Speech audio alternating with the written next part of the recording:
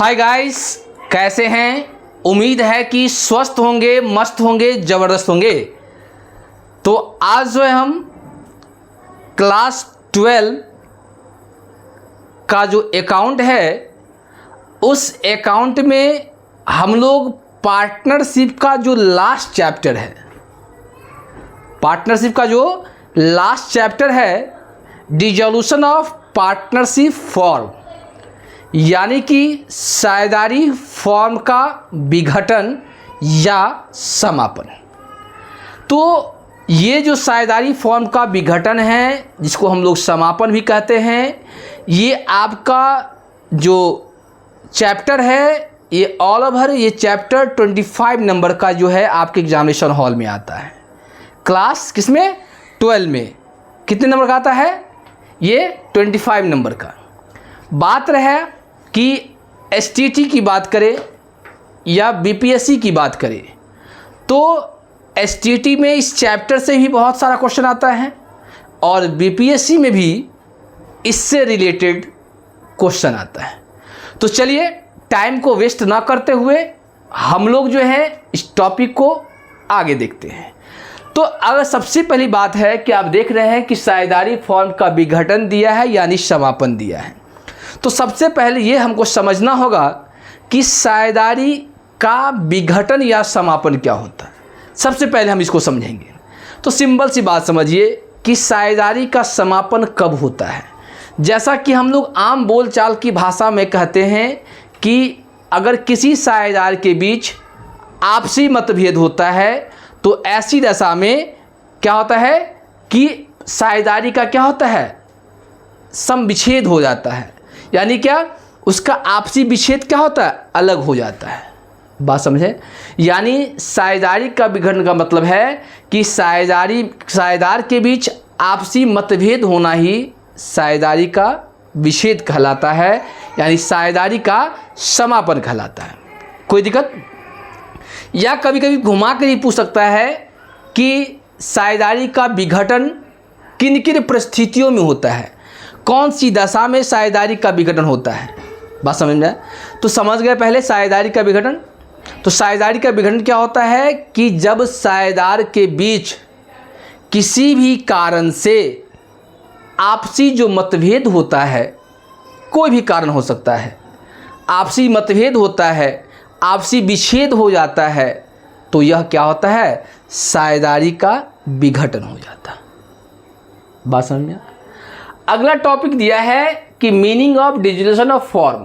ये हम लोग डिसोल्यूशन ऑफ पार्टनरशिप पर है। अब क्या है, डिसोल्यूशन ऑफ फॉर्म की बात बोले कि साझेदारी फॉर्म का विघटन क्या कहलाता है।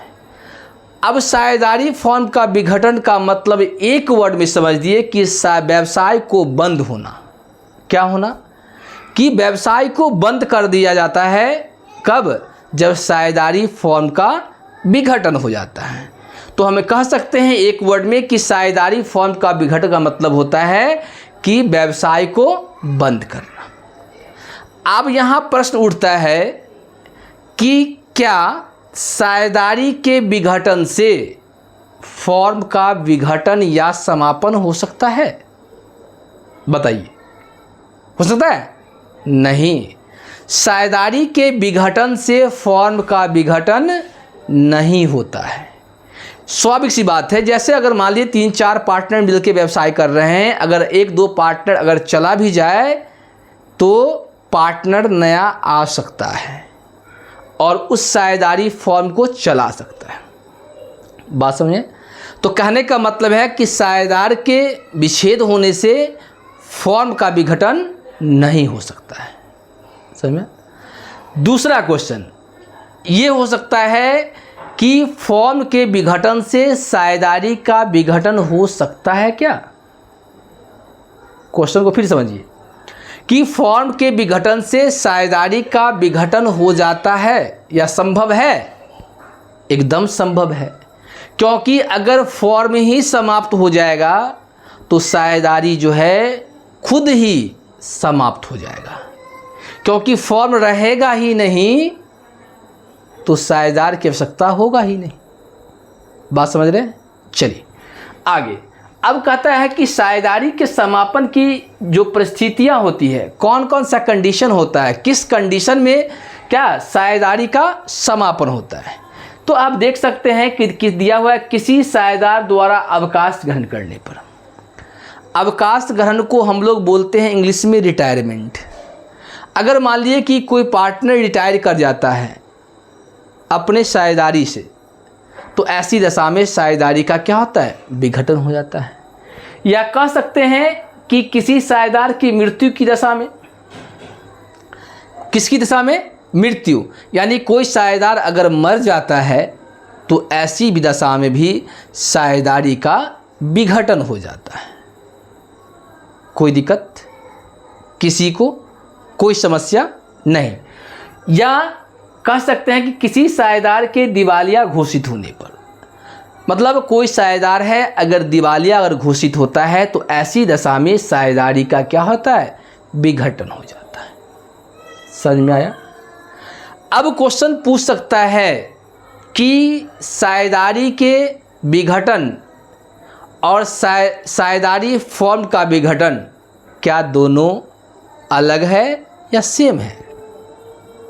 तो हम कह सकते हैं कि साझेदारी का विघटन और फॉर्म का विघटन जो होता है दोनों अलग है। साझेदारी के विघटन से फॉर्म का विघटन नहीं हो सकता है, लेकिन फॉर्म के विघटन से साझेदारी का विघटन जो है स्वतः हो जाता है। बात समझ में।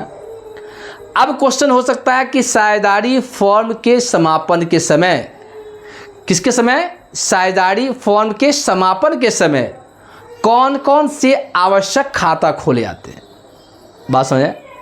मतलब कि साझेदारी का जब समापन होता है तो ऐसी दशा में जो नेसेसरी अकाउंट है, कौन से ऐसे नेसेसरी अकाउंट है जिसे ओपन किया जाता है। तो ध्यान दीजिएगा, नेसेसरी अकाउंट की अगर हम बात करें तो सबसे पहले आपका रियलाइजेशन अकाउंट होता है, उसके बाद होता है पार्टनर्स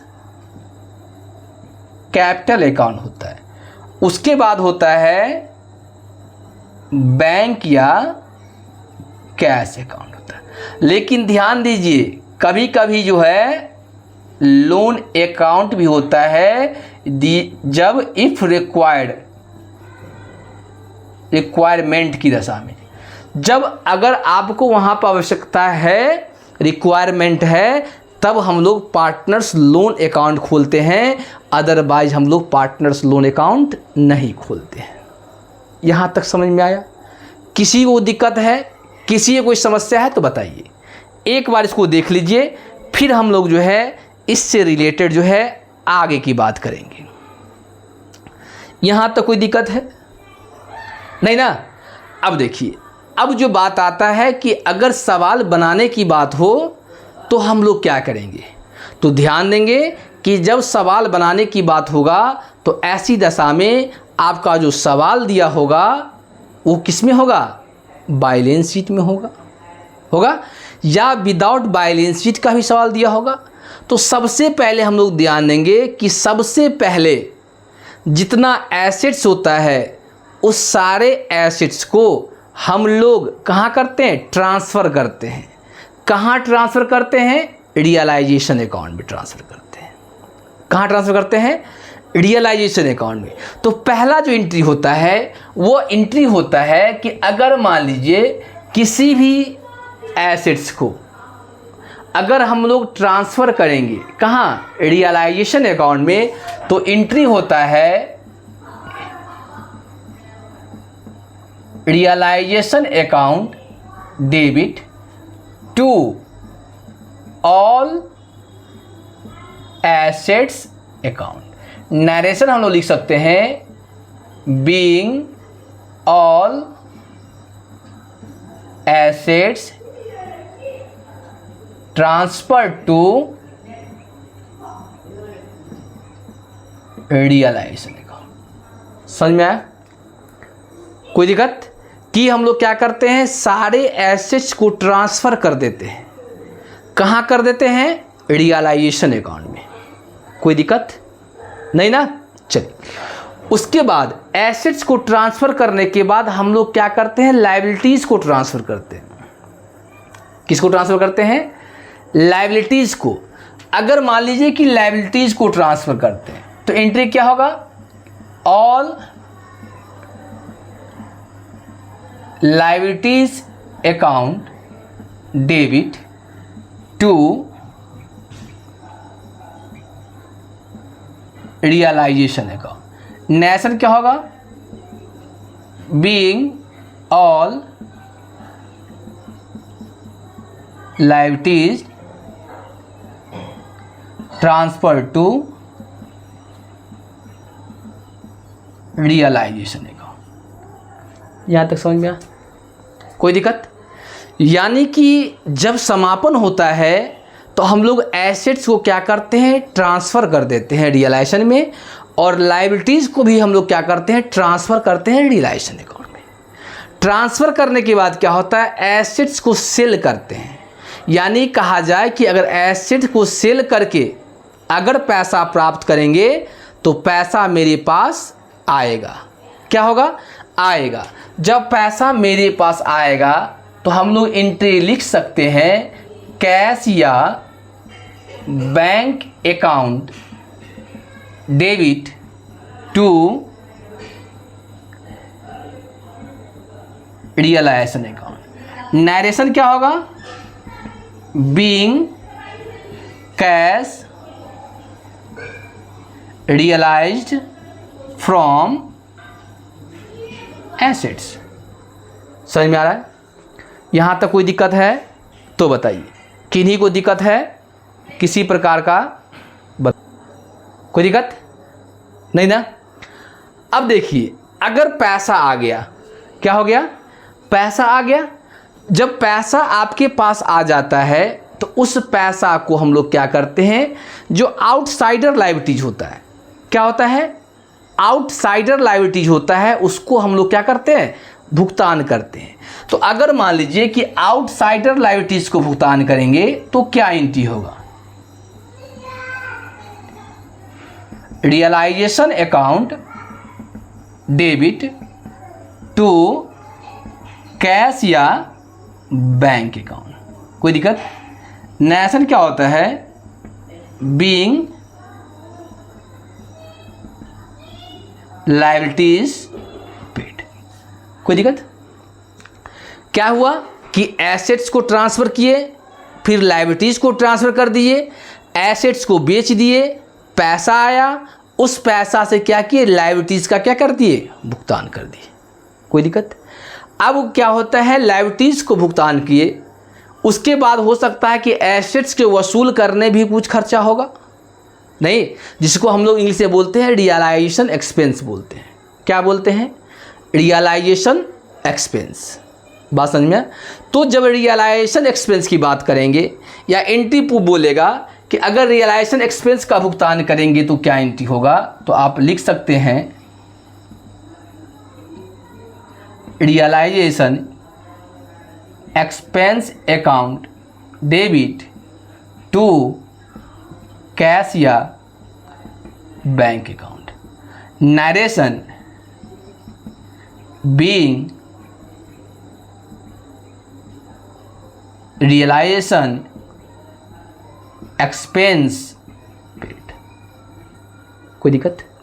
यानी जब हम लोग रियलाइजेशन एक्सपेंस का अगर भुगतान करेंगे तो क्या एंट्री होगा, तो हम लोग लिख सकते हैं realisation expense account debit to cash या बैंक अकाउंट। अगर सपोज डेट मान लीजिए कि अगर रियलाइजेशन एक्सपेंस का भुगतान किसी पार्टनर्स के द्वारा किया जा रहा है, किसके द्वारा, पार्टनर्स के द्वारा, तब क्या एंट्री होगा। अगर मान लीजिए किसी रियलाइजेशन एक्सपेंस का भुगतान कोई पार्टनर करेगा तो क्या एंट्री होगा,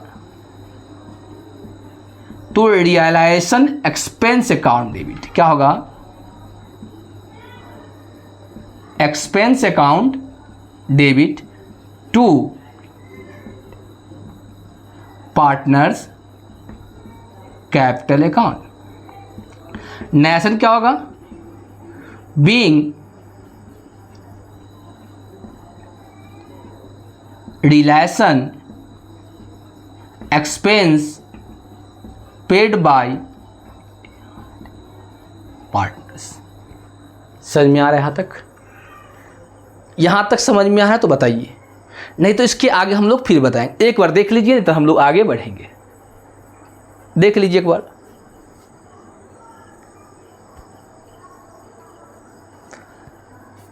देख लिए, इसको हम लोग क्या करते हैं, मिटाते हैं। कोई दिक्कत?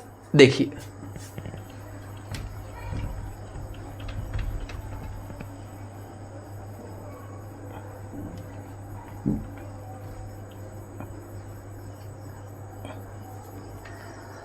चलिए अब ध्यान दीजिए। अब मान लीजिए कि रिलेशन एक्सपेंस पार्टनर के भी द्वारा कर दिया। अब बात होता है कि अगर मान लीजिए कि कोई भी पार्टनर किसी एसेट्स को टेक ओवर करता है, यानी एसेट्स को लेता है, तब क्या एंट्री होगा? तो ध्यान दीजिए कि एसेट्स जो होता है वो डेबिट बैलेंस होता है। अगर कोई पार्टनर एसेट्स को ही लेता है तो पार्टनर्स कैपिटल को डेबिट करेंगे और रियलाइजेशन को क्रेडिट करेंगे। बात समझ में आ रहा है क्या? कि अगर मान लीजिए कि कोई भी पार्टनर किसी एसेट्स को टेक ओवर करता है, लेता है, तो क्या एंट्री होता है? तो हम लोग एंट्री यहां लिख सकते हैं कि partners capital account debit to realisation account. Narration लिख सकते हैं being assets take over by partners. कोई दिक्कत नहीं ना? यानी पार्टनर एसेट्स को क्या कर रहा है? टेक ओवर कर रहा है। अगर मान लीजिए कि अगर कोई पार्टनर किसी भी लायबिलिटीज़ को अगर लेता है तो लायबिलिटीज़ मेरा कौन बैलेंस होता है? लायबिलिटीज़ मेरा क्रेडिट बैलेंस होता है। अगर कोई पार्टनर अगर लेगा तो ऐसी दशा में क्या करते हैं हम लोग? पार्टनर्स को क्रेडिट करेंगे और रियलाइजेशन को डेबिट करेंगे। क्या करेंगे हम लोग ऐसी दशा में? Realisation account debit to partners capital account. Narration क्या होगा? Being liabilities take over by partners. कोई दिक्कत? कि अगर मान लीजिए कि कोई किसी भी लायबिलिटीज़ को कोई पार्टनर अगर लेता है तो ऐसी दशा में लायबिलिटीज़ मेरा क्या होता है? क्रेडिट बैलेंस होता है। इसीलिए हम लोग पार्टनर्स को क्या करते हैं? क्रेडिट करते हैं। क्या करते हैं? पार्टनर्स को क्रेडिट करते हैं और रियलाइजेशन को डेबिट करते हैं। यहाँ तक कोई दिक्कत है तो बताइए। कोई समस्या नहीं। जब एंट्री हम लोग पास करेंगे तो हम लोग बनाएंगे रियलाइजेशन अकाउंट। क्या बनाएंगे? रियलाइजेशन अकाउंट बनाएंगे। और जब रियलाइजेशन अकाउंट बनाने से या तो प्रॉफिट होगा नहीं तो लॉस होगा। क्या होगा? रियलाइजेशन अकाउंट बनाने से या तो प्रॉफिट होगा नहीं तो लॉस होगा। अब उस लॉस या प्रॉफिट को हम लोग क्या करेंगे? कुछ तो करेंगे। तो ऐसी दशा में हम लोग रियलाइजेशन प्रॉफिट और लॉस को पार्टनर्स के बीच, कौन पार्टनर? ओल्ड पार्टनर के बीच ओल्ड रेशियो में हम लोग क्या करेंगे? डिस्ट्रीब्यूट करेंगे। तो अगर मान लीजिए कि रियलाइजेशन प्रॉफिट होगा तो क्या एंट्री होगा? तो अगर रियलाइजेशन प्रॉफिट होगा तो हम लोग लिख सकते हैं realisation account debit to partners capital account. Narration लिख सकते हैं being realisation profit distributed in partners capital account. कोई दिक्कत? कोई दिक्कत है? नहीं ना। अगर मान लीजिए कि यहीं पे अगर क्या हो कि पार्टनर्स में लॉस हो जाए, यानी रियलाइजेशन लॉस की बात बताए, तो ऐसी दशा में क्या करेंगे? स्वाभाविक सी बात है, अगर प्रॉफिट हुआ तो पार्टनर्स कैपिटल बढ़ेगा, लेकिन लॉस होगा तो पार्टनर्स कैपिटल में क्या होगा? कमी आएगा। जब पार्टनर्स को कमी आता है तो ऐसी दशा में हम लोग पार्टनर्स कैपिटल को डेबिट करते हैं। क्या करते हैं? डेबिट करते हैं। तो एंट्री की बात कहेंगे तो देख लीजिए, यहाँ पर हम लिख सकते हैं कि partners capital account debit to realisation account. Narration लिख सकते हैं being realisation loss transfer to partners capital account. समझ में आ रहा? कोई दिक्कत? उसके बाद देखिए, बहुत सारा ऐसा अनडिस्ट्रीब्यूटेड प्रॉफिट होता है, चाहे वो रिजर्व हो, चाहे वो जनरल रिजर्व हो, चाहे वो प्रॉफिट लॉस हो। इन सारे तमाम चीज़ों को अगर हम लोग पार्टनर्स के बीच बांटेंगे तो क्या एंट्री होगा? तो अगर अनडिस्ट्रीब्यूटेड जो होगा, चाहे प्रॉफिट हो, चाहे रिजर्व हो, चाहे जनरल रिजर्व हो, अगर इसको पार्टनर्स के बीच अगर बांटेंगे तो क्या एंट्री होगा? इन सारे आइटम को डेबिट करेंगे और पार्टनर्स कैपिटल को क्रिएट करेंगे। तो एंट्री हम लिख सकते हैं, देख लिए यहाँ पर, देख लीजिए, हम लिख सकते हैं undistributed account debit to partners capital account. Narration क्या होगा? Being undistributed profit distributed in partners capital account. बात समझ में आ रहा है? अब यहाँ पे बात हो रहा है कि अनडिस्ट्रीब्यूट, सर किसका बात कर रहे हैं? अनडिस्ट्रीब्यूटेड जिसे हम जस्ट बोले, रिजर्व हो, जनरल रिजर्व हो, प्रॉफिट लॉस का क्रेडिट बैलेंस हो, चाहे वो डेबिट बैलेंस हो, बहुत सारा ऐसा आइटम होगा जिसको हम लोग बांटे नहीं हैं। एक बार इसको देख लीजिए, फिर हम आगे बताते हैं। इस बारे को देख लीजिए, इसको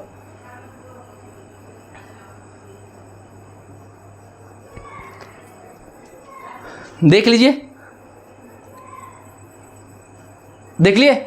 अब ध्यान दीजिए, अब देखिए, ये जो बेसिक कंसेप्ट था, इस बेसिक कंसेप्ट को आप ध्यान से अगर पढ़ेंगे, खासकर 12 के स्टूडेंट जो एग्जामिनेशन देंगे 2026 में, क्योंकि इससे सीधे 5 एंट्री उठा लिया जाता है और आपको पूछ दिया जाता है कि प्रिपेयर अ जनरल, कृपया इसका जर्नल बनाएं।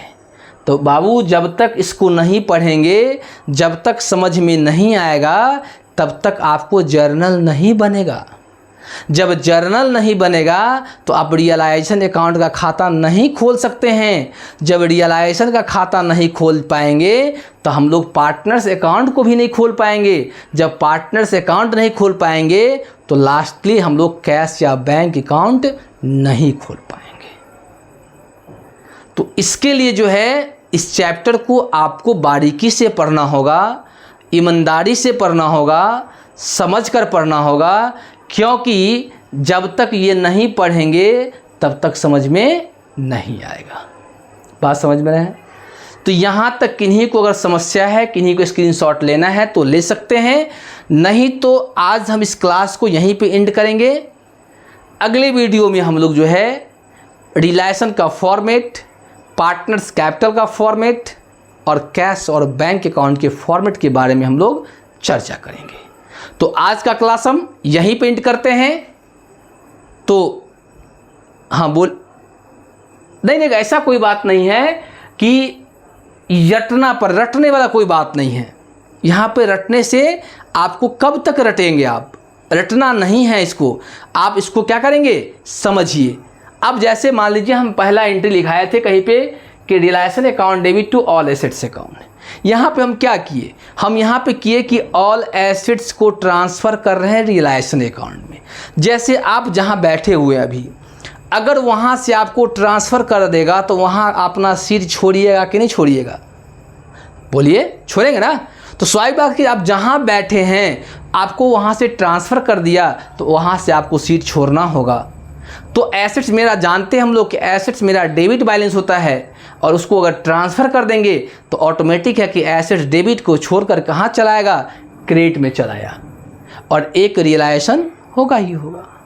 ठीक उसी प्रकार लायबिलिटीज़ मेरा क्रेडिट बैलेंस होता है, अगर उसको हम लोग ट्रांसफ़र कर देते हैं तो ऐसी दशा में वह लायबिलिटीज़ अपना जगह छोड़ देता है और कहाँ चला जाएगा, वह डेबिट में चला जाता है। तो रियलाइजेशन वो क्या करते हैं, क्रेडिट करते हैं। समझ में होगा। तो अगर आपको लग रहा है कि इस वीडियो से आपको बेनिफिट है, कुछ समझ में आ रहा है, तो आप जो है इस वीडियो को लाइक करें, सब्सक्राइब करें और एक दूसरे के साथ आप शेयर करें, ताकि जो बच्चा, जो भी स्टूडेंट, जो भी दोस्त इससे अवगत नहीं है या इसको ठीक से नहीं पढ़ पाए हैं, वो भी इससे की वीडियो के माध्यम से क्या कर लेंगे, पढ़ लेंगे। तो आज का क्लास हम यहीं पे एंड करते हैं। जय हिंद, जय भारत।